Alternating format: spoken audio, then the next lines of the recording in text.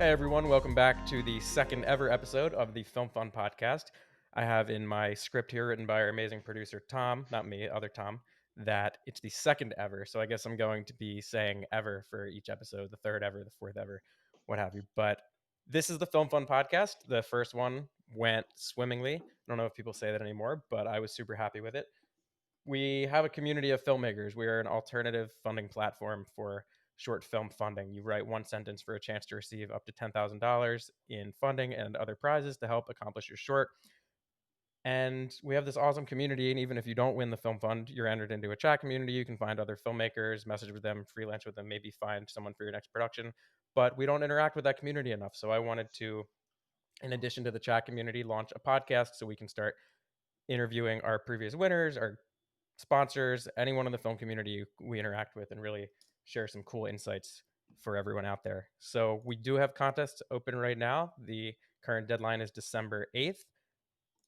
But if you were listening at another date, check the website at thefilmfund.co/contest for the most up-to-date information. So today we have a man named, I don't know why I said that. We are wonderful, off to a great start here. our wonderful guest, Kris Mendoza. He is CEO, executive producer. I'm not sure. I didn't even introduce myself. This episode is all over the place. I'm your host, Thomas Verdi, founder and executive producer at the Film Fund. Last time I said CEO, I don't know what titles are for anyway, but we have Kris Mendoza, executive producer at Maestro Filmworks, who is one of our amazing sponsors. Kris actually approached me, I guess it was a couple of years ago now, about sponsoring a post-production prize with the Film Fund.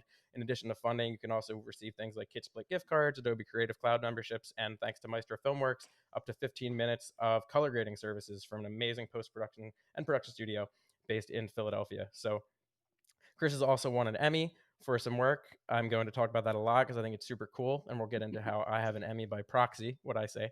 So without further ado, Kris, take it away.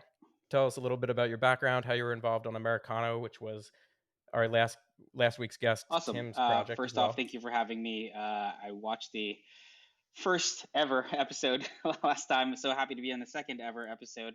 It's a pleasure. I thoroughly enjoyed the conversation with you and Tim. Yeah, I think it's great what you're doing here in terms of being focused on building a community around the film fund. Just because Thank you. you'll hear me talk about it a lot in all aspects of things, but filmmaking is just so collaborative and just expanding networks and surrounding yourself with other people that are cool and creative, but other people that help you hone your craft. I think it's super important. So yeah, building communities and networks within the film community in itself, I think is super important.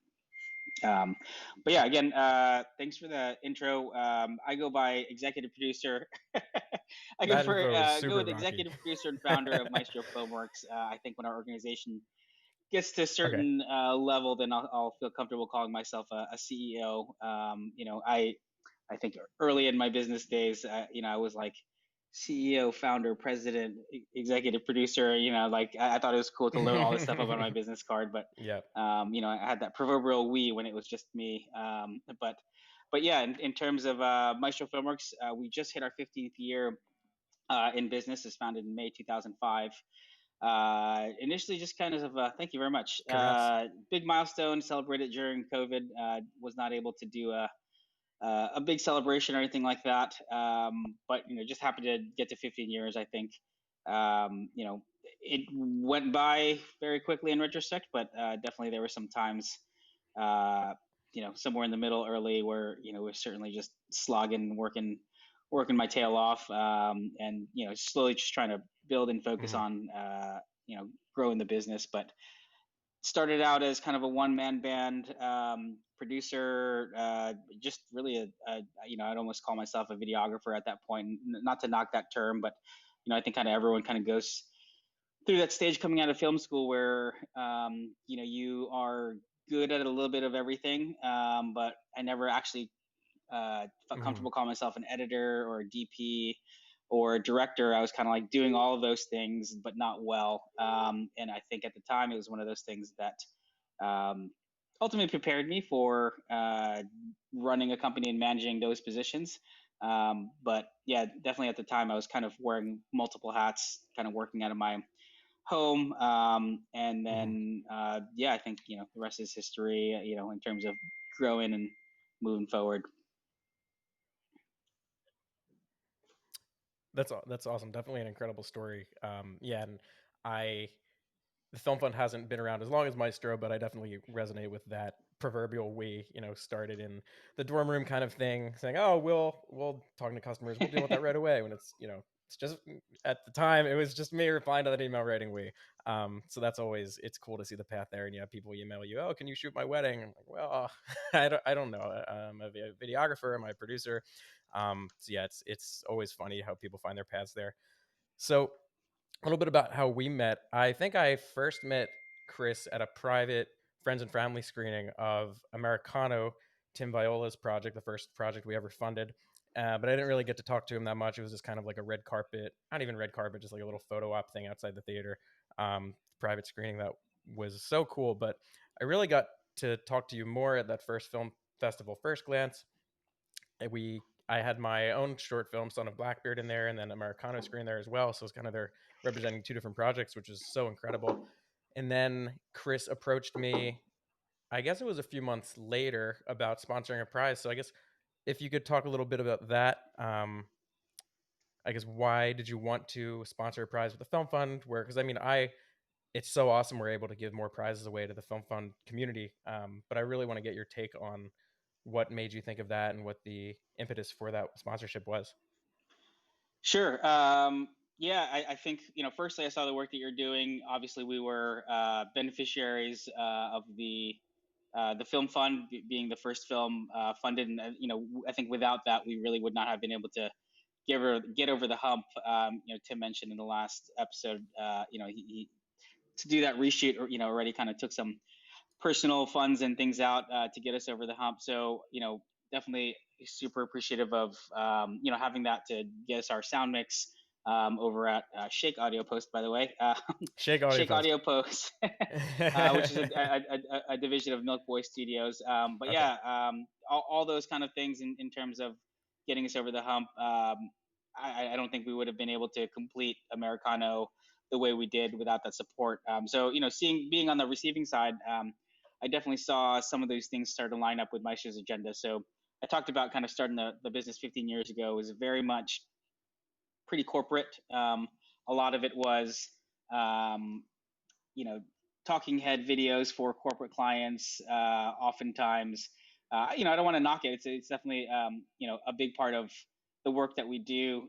But in the last couple of years, part of it was with the start of Americano was really starting to um, try to push the creative envelope a little bit more, start to do creative development. Americano was one of the first bigger projects that we kind of worked on that had a wider bit of distribution, Mhm. and starting to work on other short films and other projects. And ultimately, I really wanted to kind of find other avenues to meet new filmmakers, new talent, but also align ourselves with projects that were of that same caliber and also had the same mindset of purely doing creative work, passion projects and things like that. It was very challenging for us in the beginning to kind of switch gears. Often it was a let's do client work, first couple hours of the day, and like switch gears to do this passion project. And for a while, we kept putting it in the backseat because it wasn't paying. Sure. But I think ultimately there's the two kind of projects I think in this stage of our company and any stage of filmmaker. There's the projects that kind of feed your bank account, and there's the ones that feed your soul. Yep. And the creative stuff, I think anyone will tell you, narrative filmmaking, even documentary filmmaking, working on music videos. I think those are the ones that I'm proud to work on. I watch them multiple times, even though I've watched them already hundreds of times in post. Hmm. Stuff that I share, it's stuff that's on our reel. It's the kind of stuff that I'm proud to share. Not that I'm not proud of the work we do on the corporate and commercial side, but we are kind of enabling someone else's vision, their marketing videos or sales Sure. videos. Yep. So seeing that transition to doing more creative work a couple of years ago, I think really saw the work you're doing, trying to align ourselves with just more narrative filmmaking. We had Hmm. the capacity to maybe produce 1 to 2 every 1 or 2 years in terms of a short film. But this seemed like an opportunity to kind of have a wider reach and do more in terms of getting our hands and Mhm. sinking our teeth into more creative projects. Absolutely, and we're definitely happy to get your name out there to our community. Um, Talent is at Maestro is so good, and now you have an Emmy going from talking about corporate videos that you didn't want to knock, and you've won an Emmy. Tell us a little bit about that project. And earlier I said I have an Emmy by proxy, and I'm going to continue with that term because I recommended Kris was hiring an editor, and I knew an editor who was amazing, so I recommended him for the job, and the project won an Emmy. So I say that I have an Emmy by proxy, which is definitely an official award, and I will be having it made. But Kris, tell us a little bit about your actual Emmy and how that process happened. Sure. So first off, before jumping into it, I do want to shout out Rob Jennings, who is not on social media, so he'll probably never see this unless I link him to it. But yeah, he is he's the amazing editor that worked on the Emmy-winning Yeah, segment. Rob texted me when it happened. He goes, "I won an Emmy, all thanks to you." I'm like, well, I don't know about that at all, but thank you. But yeah, no. In terms of the award, it was for a show that we've been working on. We're actually in halfway through season 2 right now, but it's called FTW Philly. It's a show that focuses on esports and gaming in Philadelphia and beyond. With esports being such a booming industry, there was a production partner that approached us. They're based here as well, venture-backed gaming technology company called Nerd Street Gamers. And they were looking to get the show off the ground and looking for the right partner to do it. I know they interviewed a couple folks early on. We were fortunate enough to get the contract, and having never been in the TV space before, they kind of caught us in this. We were doing the corporate and commercial stuff. We're trying to venture out into creative stuff, and all of a sudden, this TV show kind of fell in our lap. It was definitely a totally different grind. I'm sure everyone here can tell you, way more went into it than we thought would happen. We need a couple things going in. It was the same skill set that we were already doing for a lot of corporate and short documentary type jobs, visual storytelling, just overall carving out narratives in what are otherwise on the surface kind of straightforward stories, and kind of digging deeper. That's really what we tasked ourselves with. And I think also the challenging part was finding segments that became part of the thing of, Mm, you know, we have an episode next Friday or this Friday. What do we shoot? So it became this right. weekly grind. But we were fortunate enough to get nominated for 3 Emmys, and then we won one. It was for a segment called Enabled Gaming, which coincidentally featured our animator Andrew Zudak, and he was essentially he's created a startup on the side that uses gaming, in this case, driving games, for him to connect with his grandfather who's aging and battling dementia. And it was kind of using the power of gaming for, hand-eye coordination to mental acuity that he was otherwise losing grasp of. And it came at a Mm, very interesting time for the segment because shortly after we shot it, his grandfather passed away, and so it's kind of just a whole lot of emotion and a yeah, that's lot an of incredible story.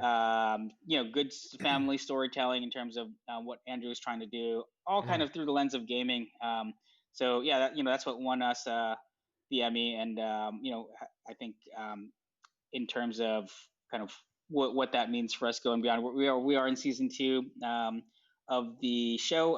If I hadn't mentioned it, which I don't think I did, it airs on NBC Sports Philadelphia I every was going to Friday ask, night. yeah, how do we watch it? Okay, Friday night on NBC. It's on NBC Sports Philly Plus, which is like a digital channel. I think if you subscribe to Xfinity Comcast at 9 p.m. and at Mm, 11 p.m. it airs on NBC Sports Philly.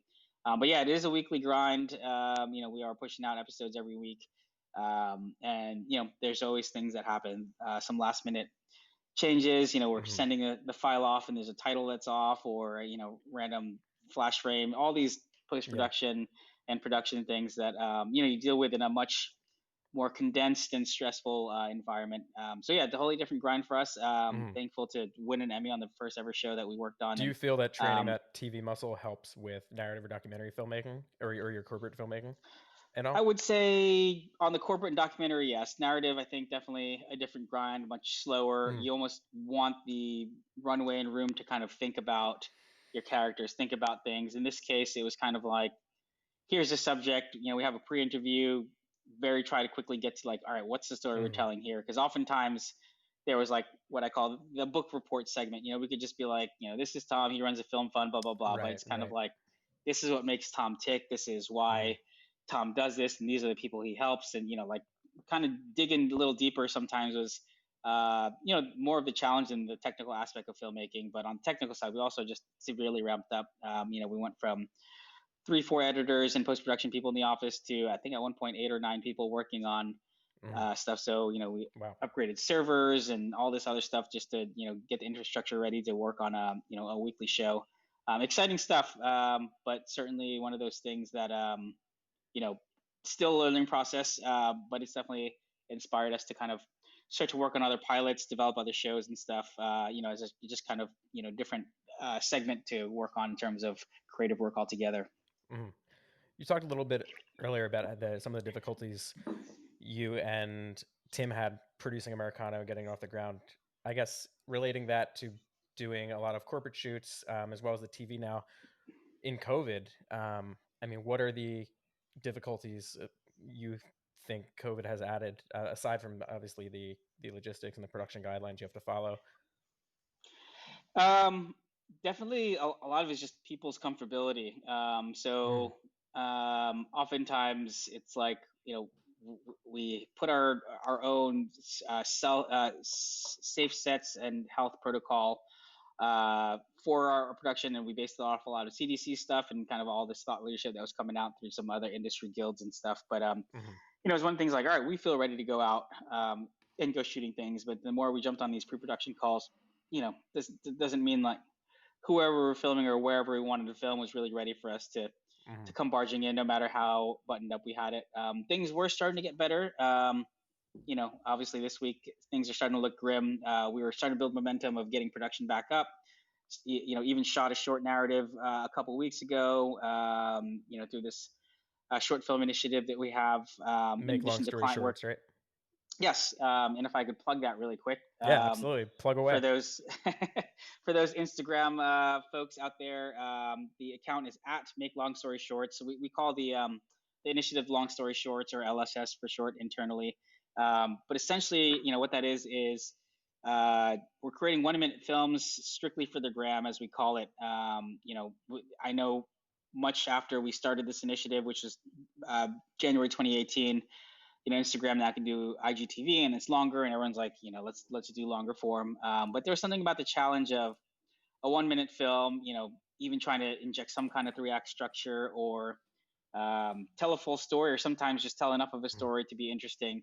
But yeah, it's a kind of an internal initiative that started. It was really initially driven to kind of collaborate and be creative internally, and kind of spurred ideas and fun things.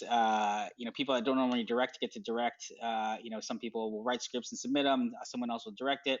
But it's just really a fun kind of space, a lab, so to speak, for us to try storytelling techniques, or even just visual technical techniques.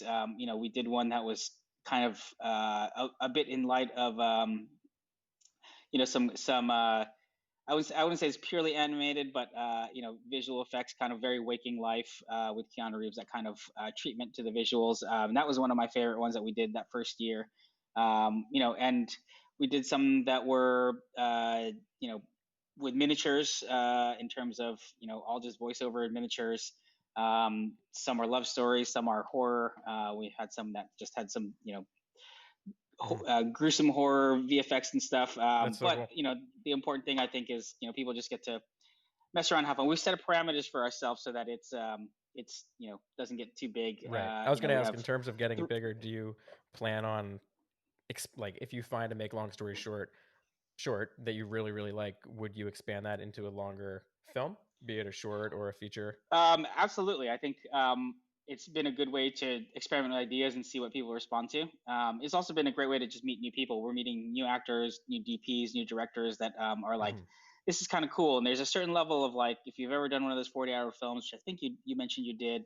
Tim and I did one. That's where Tim Viola and I Yeah. became close on a 40-hour film festival. But it has this all hands on deck feel to it. Just one day.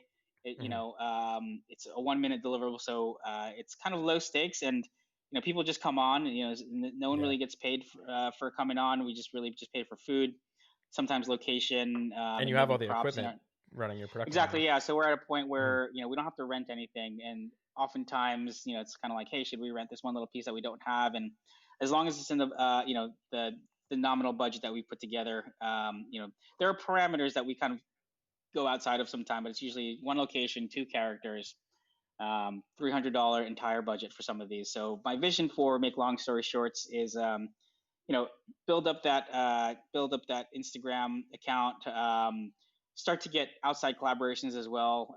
We've collaborated now with 4 different directors that aren't part of the organization that pitch an idea and we work with them. And we still do have a steady stream of people coming in and emailing some folks Oh, that's great. outside ideas. So the idea is to build up that build up that account and hopefully kind of get a corporate sponsor. So Absolutely. Black Magic or Canon, if you Mhm. guys are listening, want to spend a couple $100s a month and tap into a community of filmmakers. Yeah. Slip Maybe the into those Film Fund could DMs. do some cross promo on that off to Tom Ranieri, our wonderful producer. If you're listening, make a note. Maybe we'll try to help out, make long story shorts, and do some cool cross promo stuff as well. Because that just sounds like such a great project. And short form content. It's we were talking last week about how it's so important in terms of creating bigger content, about having something always in your back pocket. That was kind of the takeaway from Americano and from Tim.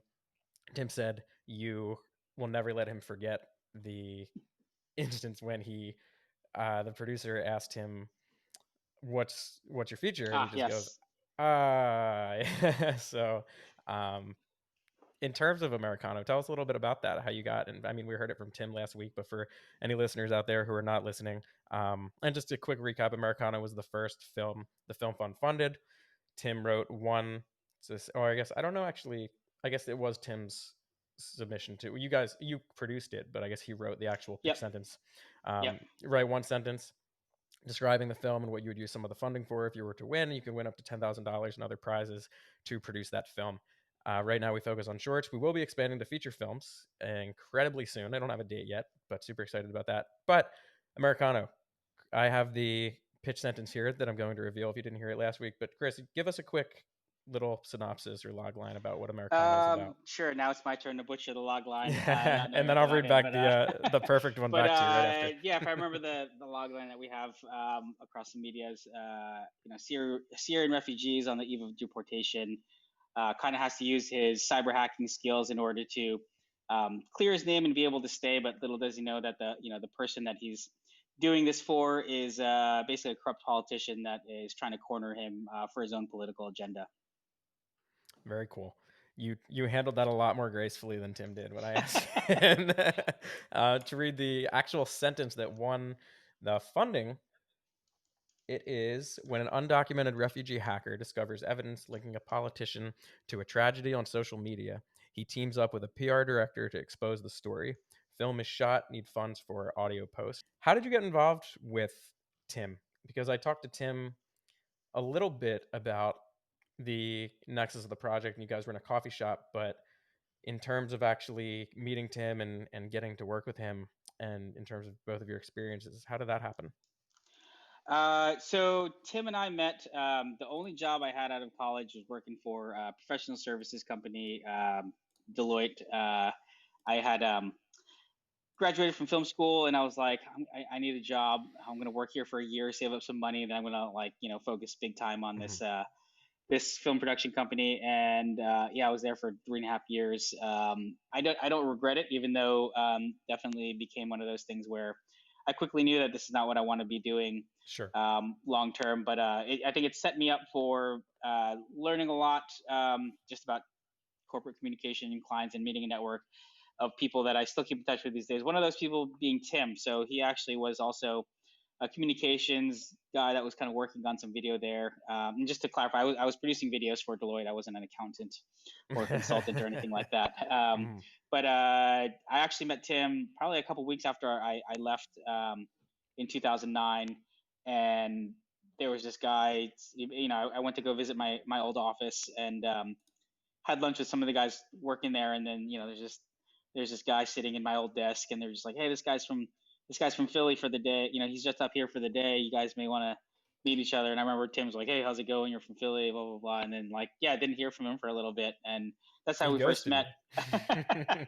And then yeah, then he left that job and worked for another job here in Philly, and he kind of reached out for some client work for that job. And we worked on a couple of video projects together, more as a client vendor. And then in 2013, I believe it was 2013, he emailed me and was like, "Do you want to work on this 48-hour film festival together in that August?" And I was like, "Sure." Never done one, but Mhm. I will give it a Yeah. try. To clarify, or um, actually, I have never done one either. okay, gotcha. I may have said I shot a film in 48 hours, but it wasn't like an official 48-hour film festival event. Yeah, so that short was called Work Life. It was for the 40-hour Philly Film Festival here in Philly. It was a lot of fun. We always just a bunch of meetings in terms of like what are we gonna do and things like that. And we quickly became friends. Kind of breached that client vendor relationship quickly, and then yeah, just collaborated on that. And it's just such a pleasure Mhm. working with him as a creative collaborator. That naturally we just kept saying like, let's work on some other projects. We had been kicking ideas around for the next couple years. Both kind of, I was running the business and he had a full-time job. And we're kind of like, let's do this, let's do that. And it was around 2016. Yeah, actually, there's this one other idea that we were already doing pre-production on. We were kind of like doing some location scouting, some initial budget stuff, and then the 2016 kind of election cycle came up, and he was like, he had this idea that involved immigration and ICE and corrupt politicians, and with the political climate then, we were kind of like, we can't afford to not make this film right now. This is timely, and there's something that he had already written well before that. So I think everything was just amplified by everything going on. I think that's partly what resonated with a lot of viewers, even as it came out, obviously in the last couple of years. So yeah, I think that's a large part of Mhm. why we just dove head on into the Yeah. project. And And it's then still relevant, I would say, with everything going on, politically and socially. Tim talked about how it was hard to find an audience for, but I feel I think maybe because that audience is everyone and it's about America and patriotism and what that means to different people, and I think that's maybe why he felt that the audience was a little bit difficult to pin down because it is so relatable to so many different people. There's not just one, oh, this is the customer segment or the target audience we're shooting for. Um, so I think that makes a lot of sense and definitely makes sense now looking back at 2016 and the election where the idea came from and how it relates.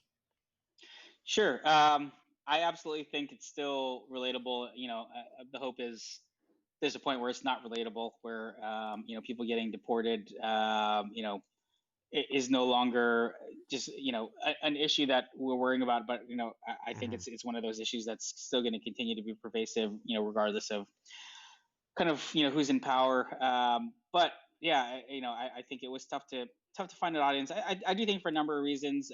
It was kind of a longer short. I think that the cut was over 20 minutes that we were submitting initially to some festivals. So that was tough. In terms of kind of being in this long, it was a longer short, not quite, I don't say it was almost in a no man's land of time, but oftentimes these short film segments in film festivals is maybe an hour long, an hour or Mm. two long, and you watch 5 movies, 5 to 10 movies. So if if you're there for an hour long segment and one film dominates, almost half of the time there, I think that's where it's tough lengthwise. But the other one, Going I into it, think did you know it was going to be we that did long? Or not. No, so Tim has Tim such went a crazy with power. uh, no, Tim he has such a his own style of writing that is so visually packed and stuff, and I don't think it's unique to him necessarily, but it's definitely something that I see in a lot of his scripts where it's 2 or 3 lines in the script, but it's actually like 6 minutes long, Oh on wow, screen. yeah. But it was a lot of fun. Like I think in the script, it's like there's this motorcycle scene where the main protagonist Adam or Isaac rather, played by Adam Boudron, he jumps on a motorcycle and kind of short of a chase scene, kind of flies all throughout Philly on his motorcycle. And I think that was like one line in the script, Oh and my God, obviously that was that's a long scene and sequence. so yeah, Wow. I forget exactly how many pages it was I would love to see a initially. script to screen on that, where where they show like the script, the writing at the bottom, the text, and And he's then just kind of the pauses thing at for the top. Yeah, next 4 minutes. that one would just be static on that line for about 4 minutes. But yeah, there were certainly some parts in there that were Hmm. visually descriptive. There was a couple of things that we worked on that kudos to Tim and the editor Ed Cipolla, just had the balls to really part with. There was this oneer that we worked on that probably took entire half day or day to kind of do this 1.5 to 2 minute oneer of Isaac entering the coffee shop for the first time. We had an awesome movie operator here in Philly. And a oneer for those out there is a shot. If you want to explain it, Kris. Sure. So yeah, it's one long take where the camera never cuts. Super choreographed, super well thought out in terms of cast, camera, lighting, and everything else. And this wonder was what a lot of the lighting design and everything kind of centered around, because oftentimes if you shoot a two-person conversation, you light person A and then you switch to person B, but this is one of the wonders where like the camera turned left, turned right, Just kind of panning all went the down time, this. yeah. So we really had to hide a lot of lights, and the DP Guillermo Cameo, kind of was battling a lot of this. Also, the low budget filmmaking part of it too. We didn't have a grid on the ceiling or anything like that. It's kind of Mhm. like, how do we light this space? Because you literally see in the shot 360 degrees of the space where we can't hide any light stands and things like that. So we relied on a lot of practicals. We put a lot of lights on the outside that we ran cables to, or generators. So And you ended up cutting it, the whole shot. yeah, it was just Oof. I think that we didn't cut it out completely, but within this one, or they made plenty of cuts. So Oh, I see. Okay. it just became more of a cut sequence. But I think Mhm. it was one of those things that, like, when you I don't know the term, is it eat your babies when you Kill your babies. kill your babies, something Kill like that. your kill your Don't eat kill your babies. kill your darlings. Yeah, Kill your we're not eating darling, eat your babies on this. darlings, kill your babies, something like that. Yeah, we're eating babies and killing darlings apparently today. um, but yeah, I think that was something that I probably would have had a very hard time making a decision to cut, just because of so much time and effort that went into it. I forget how many takes we did. Yeah, I'll go back and look, but it's one of those things where, like, it's already getting long in the tooth to kind of include this entire one, or we're kind of in that Yeah. 25-26 minute realm. So What would you say is a big um, takeaway from that experience in terms of cutting it up? I think I would take a step back and say the takeaway is, have a better estimate of overall screen time and everything else going in. I think, as Tim mentioned, we essentially failed the first time in principal Mhm. photography. Did you storyboard Um, this? it was storyboarded for particular scenes. There were some other scenes that were not. Okay. But so what happened here also, I think, is it partly over or underestimating rather, but a little bit of was, you know, he had a full-time job. I was running a business, and before, we jumped into this where he was like maybe on a particular draft, and we said, all right, well, we're both free a couple months from now on these 4 dates. So let's just put that on the calendar. Mhm. And then we were targeting those 4 dates for months, and we're basically like this, you know, March 2017 or 2016. I think it's 2016, 2017. That's when we're going to shoot it. It's 2017 rather. March 2017. These four, like, block out those dates, basically vacation dates for both of us. It's leading up to it. And then between us making that commitment to those 4 days, locking in all the crew, the gear, locations, like, the script changed like 2 dozen times for the better. We just kept workshopping it, Mhm. workshopping it, to a point where Tim mentioned, like, he rewrote the one of the last scenes, like, on set.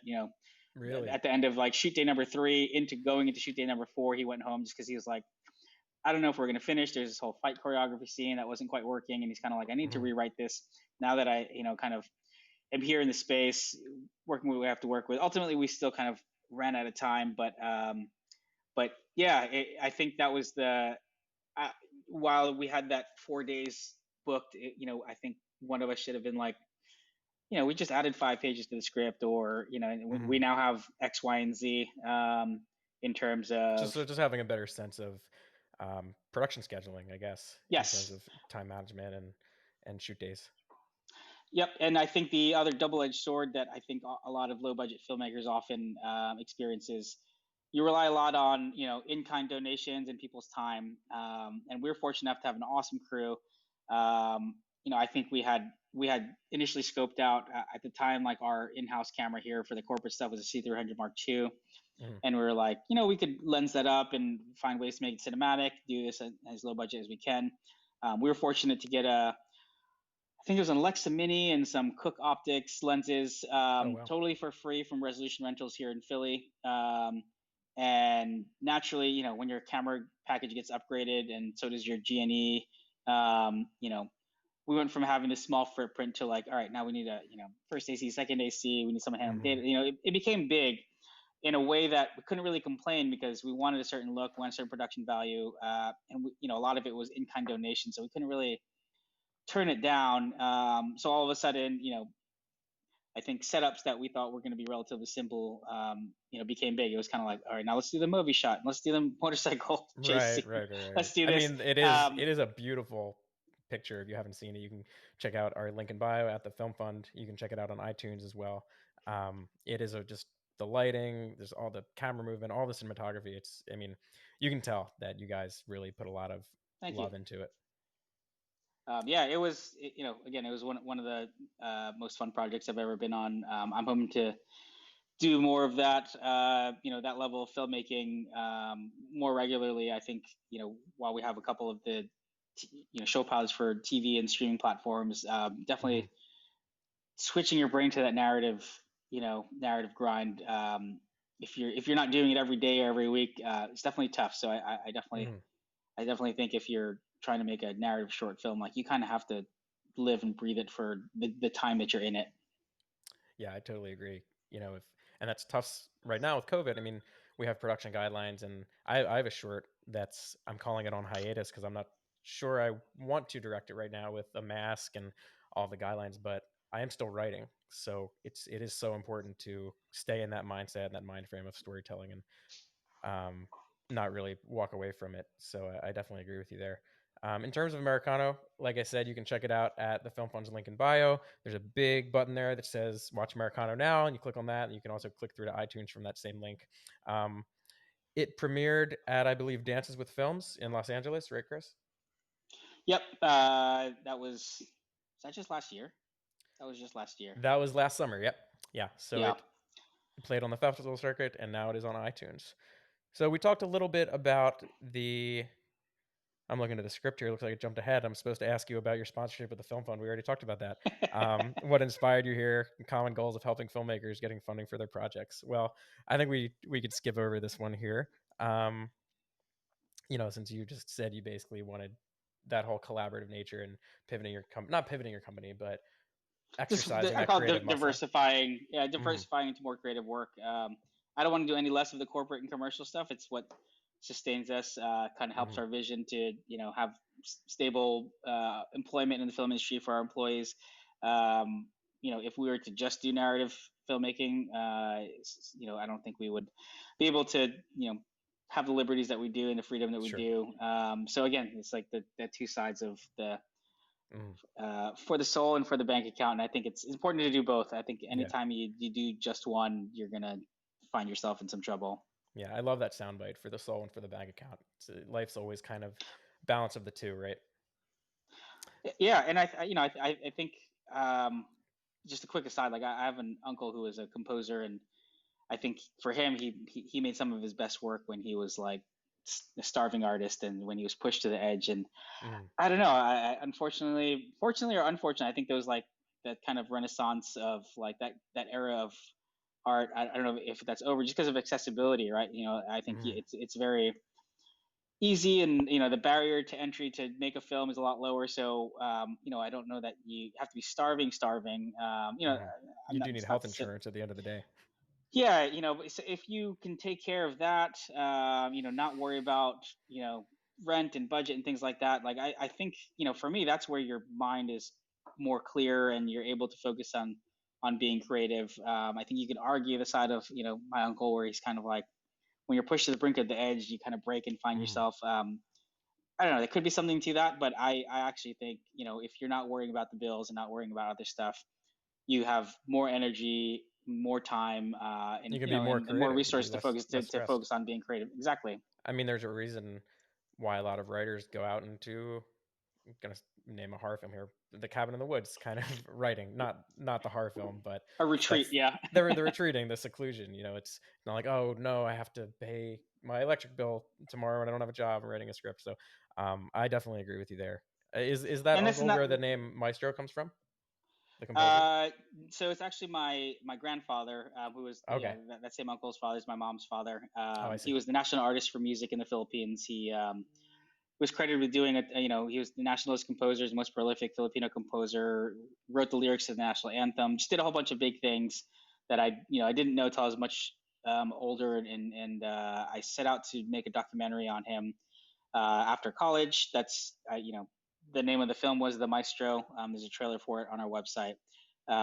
And yeah, I created a bank account for that documentary, raised a bunch of money, bought my first two, they were DVX 100s to shoot this documentary. First, it was like a low light kit with a wired microphone and a Manfrotto tripod. And I went to the Philippines, traveled all over the U.S., interviewing people and shooting things for it. That's super interesting. And that's what got me the funds to start Maestro Filmworks, and the name just stuck. I love it. I love it. Yeah, I've always meant to ask you. I mean, I've seen that page on the website, and I've never really done a deep dive on it. So that's such a cool story. What do you have in store for the future? Any in terms of new projects or anything? Yeah, so going forward, this year has definitely been a challenge. I'd be lying if we said we are totally cruising and crushing it. Yeah. Aspirations of crushing it, but really just we are kind of maintaining steady. It's been a decent influx of commercial and corporate work, but I mentioned this diversification to more creative development stuff. Always have a couple narrative things in the back burner. Some one of them is I think a feature that Tim alluded to, that he's been promising me a peek at the script, but I know he's 100 plus pages into multiple drafts of it. On the flip side, we are with the success of the show and really resources we have, COVID kind of accelerated this a little bit. It was always in the strategy for the business to start to produce creative content in somewhat of more of a creative development initiative, where we are making pilots, working on documentaries, things that we own eventually, not client work that someone is paying us to do or telling us how to do it, just stuff that we thought up ourselves, made ourselves, and then we go out to the market and hopefully sell it. So we have a couple pilots in the works. We work on an animated series with another production company. We have a couple of food show pilots that we're working on. I am confident in saying that when I was in film school, And where did you 16, go to film 17 school years, again? I went to NYU Okay. for film and TV, and so I graduated in 2005, and at the time, the whole time I was in school, like TV was kind of like, the degree was film and TV, but at the time you were either a filmmaker or you went to TV. Hmm. And TV was kind of like that, redheaded stepchild kind of the industry, where everyone wanted to be a director or producer, cinematographer coming out of film school. Like, but TV is like kind of where you graduated and you kind of got stuck with a job kind of thing. And it I was see. something that no one really aspired to. And now I think with streaming platforms like Netflix, Hulu, Amazon, things like that, it's Becoming kind a of little bit more blurred. cinematic. Yeah. Absolutely, it's blurred the that notion of there's film and there's TV. It's kind of starting to become one. You see some crossover artists. Take for instance like someone like Jordan Peele. Kind of started out Hmm. on the TV side and then kind of won an Oscar, and Yeah. then now is And I guess developing stuff for you've TV had again. that trend too with people like David Lynch, even before the streaming giants kind of took off. He, That's true. obviously Twin Peaks, and then his other, Blue Velvet, and his other narratives features. I mean, but But I think I he guess was kind of streaming has he was an outlier, you'd say, in doing that. yeah. I think he was more of an outlier than the norm. But I think now with a lot of these platforms, that's the one good thing about making more digestible content that's still creative, and that's a viable kind of distribution platform for filmmakers that want to make creative things. It's not the big screen is no longer the only destination. And that was a crowded, hard to get into space. So now with distribution on digital platforms, I think that those are things that kind of help have more avenues for filmmakers making stuff. Mhm. Yeah, and I think streaming is so important too. I mean, especially in terms of short form content, that it's accessible. I mean, we saw Quibi just go belly up, and that whole model from the beginning was questionable, I think. Um, Not to, I quite yeah. I think about that a lot because we had an idea that we had a pilot that we're producing for Quibi specifically, so we were monitoring mm, it. I know they dropped on April 6th. I know that because that was my birthday. It raised it's raised an over easy $1 way to billion. remember. Went to market April 6th. I wonder if COVID had not happened, if it would have been successful. Quibi being I short don't for know. quick bites. They predicated themselves on waiting for your coffee, watch 10 minutes. Waiting for the Mm, bus, watch 10 minutes. People are home now. They have time to watch that's true, and I'm hour-long looking at it things. from the lens of being home, and the Film Fund has always been remote, so I've never been so much for watching content on my phone. So maybe that's just my personal take on it. But I mean, I love platforms like Short of the Week and Vimeo and all the staff picks there.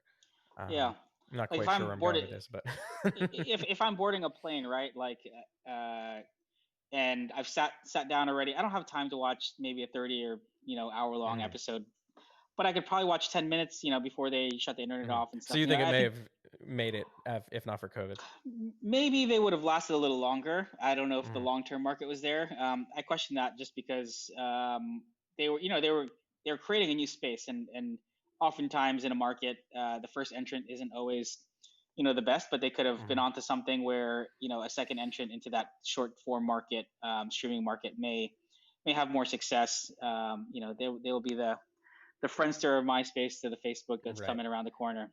I guess in terms of, since we're talking about Quibi and producing short form content as well as more creative aspects, what is some advice you would give to other filmmakers? I mean, it could be a production tip, story tip, producing.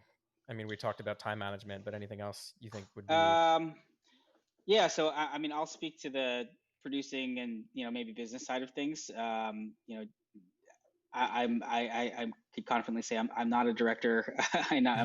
While I like to write, I'm not a writer, so I'll leave those to some of the other guests that you may have. But Okay. um, I think we touched on it a little bit earlier, and I think you and Tim kind of touched on it as well. But it's really just thinking about the film beyond you know getting to your final cut. I think unfortunately nowadays so many films are made that never see the light of day. Some really good films. I think people spend so much time, money, and energy in pre-production, production, post-production, and they've put very little thought into what happens after that. And I'm talking, strictly for distribution, whether it's online or online festival circuit, trying to sell to a network or something like that.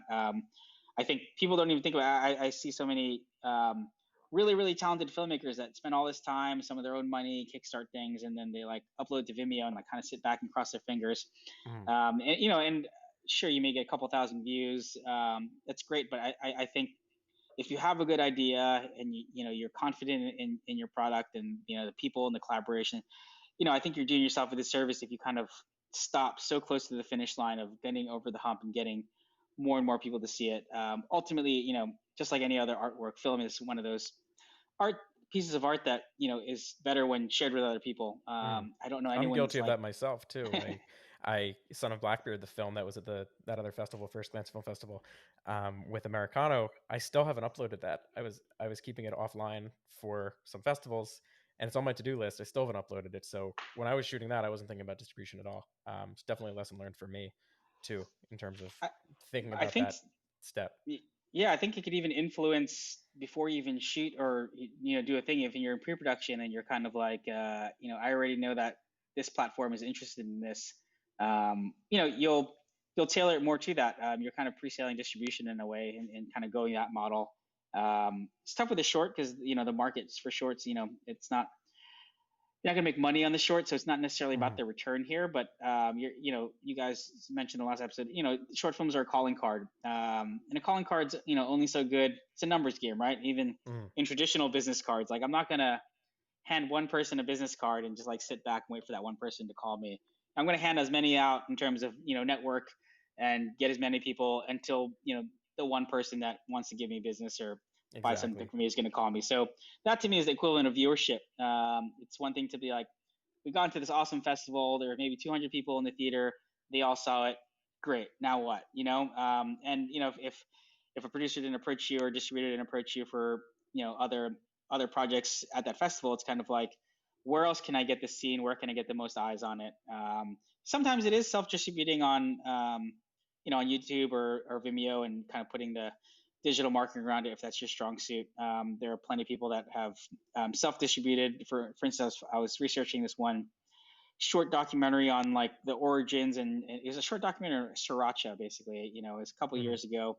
I think I Guy saw self that actually. Yeah. Yes, guy self distributed on Vimeo, just surrounded with a bunch of ads and things like that. Hmm. I think Vimeo, YouTube, and I think he made his money back from production plus some, but his whole thing on his blog, I forget the director's name, I feel horrible about it, but it wasn't money to quit your job over, but he successfully self-distributed, and he writes his whole experience with self-distributing online. And again, I think he's possibly an outlier as opposed to. Is it Griffin Um, Hammond? that sounds right. Yep. Okay. The power of Um, Google. Thank you, Google. it's the killer of all barstool debates. Yes, and brain cells. uh, but yeah, I think just again, you could put so much time and energy into kickstarting, what kind of camera choice, color grades, and everything along the line, and then I feel like you're stopping, 2 feet from the finish line if you don't put that same amount of energy into making sure this is shared and viewed. Mhm. And again, I'm not talking necessarily about just monetary return. You could lump that into the same conversation, but it's really, how can you get people to see this? Because that's what's going to get them to call you or work with you or get you Right. discovered. For and if if you're just kind of doing it for the fun of it, for the passion, and you're not trying to be a Hollywood filmmaker or work on a feature or work on anything, that's fine. But I still think you're kind of making this to express yourself and share it with people and make sure Absolutely. it's seen. So you can't just So, be like, I had a premiere. These people yeah. saw it, and we got a lot of pats on the back and did a whole red carpet thing. Like, I don't think it stops there. I think you No. really need to kind of think about and the end product. Mhm. I 100% agree. It's why we have something on the Film Fund's website called the auteurs page, where regardless of if you got in a festival or if it's a Vimeo staff pick or what have you, I love Vimeo staff picks. I love Short of the Week. Um, and there are other platforms like Omleto, and we have a YouTube video about short film distribution. But let's say you don't get on one of those platforms because they can't accept everybody. We have a page on our site where you can submit your film and share it with the community called thefilmfund.co/auteurs. So I definitely understand and appreciate the fact of sharing your work, and I should do that with my short films on Blackbeard because I just have not done it at all. But yeah, it's so important, and it's related to that "what's in your back pocket" comment that Tim said too. It's like, okay, well, not even the next project is in my back pocket. I need to Five focus next on this projects. project and yeah, well, the five next projects, but also this current project. Like, what am I doing with it now that I'm like reaching into that pocket, so to speak? I don't know how far this metaphor can go, but how definitely. how many pockets do you have? How big are these pockets? My golf Are they tee zipper or pocket. buttons? It's a custom embroidered pocket on the inside of my sleeve. Yeah, that's definitely great. You Always be stuck thinking with ahead. it for a while. Yeah, we made it work a little bit. Um, so Kris, I want to thank you so much for coming. Do you My have your pleasure. Emmy with you? Could we get it on the camera to totally show it I off? do not know. I'm trying to see if No. someone else on the Last time I team had a left call that. with you, you said your baby was playing with it or something. I was a Yeah, little it's at concerned. home right now. So we're about to move offices, so I didn't even bother bringing it to the office. Okay. So yeah, I was trying to see if someone else on the team had theirs here, but no. I'll text you a picture later though. All good, all good. Maybe we'll edit it in the final cut. But Kris, Emmy Award winner Kris Mendoza, I want to thank you so much for coming and speaking about your experience with Maestro Filmworks in terms of corporate work, narrative work, microform content. Producer on Americano, we talked about last week. You can watch that at the link in bio at the Film Fund and on iTunes. We are currently hosting funding contests right now. The deadline is December 8th, so you can write one sentence pitching your film and how you'd use some of that funding. We have a music video contest now that's also new, so be sure to check that out, where you can actually direct the music video for an artist named Mike Vermeil. Dick Vermeil's grandson. I didn't say that last time, but I think it's pretty cool. Oh, Just wow. I was going to local say. musician. Yeah. Not a very common name, so why not throw that tidbit in there? We have a documentary contest, a narrative contest, and that music video contest. We have amazing sponsors like Maestro Filmworks. Maestro is sponsoring a post-production prize for color grading services where you can color grade your full short film, actually, because short films have to be 15 minutes long with the Film Fund. So up to 15 minutes color grading services with Maestro Filmworks. We also have another local sponsor, Expressway Cinema Rentals, who's sponsoring a 2-day rental package with an amazing Blackmagic Ursa camera, I believe, and some awesome lenses for that. We have prizes like Kit Split gift cards, Adobe Premiere, actually not even just Premiere, Adobe Creative Cloud, all app subscriptions. So be sure to check all of that out at our website, thefilmfund.co/contests. We also have a blog, thefilmfund.co/blog, filled with great filmmaking and producing tips. So check that out as well and sign up for our newsletter to stay up to date on what's happening with the Film Fund. Next week, I believe we have the team from Sunday Dinner, Don Finelli and friends. It sounds like some kind of morning show. Super excited for that. Thank you, everyone, for listening. You can tune in every Friday for new episodes where we will release these wherever you listen to podcasts. Kris, thanks so much again. And this is our second ever episode. So I'm Second pumped. ever. Second Looking forward to ever. the third ever. The third ever will be next Friday. Thanks, Awesome. everybody. Appreciate it. Thank you. Thank you, Kris.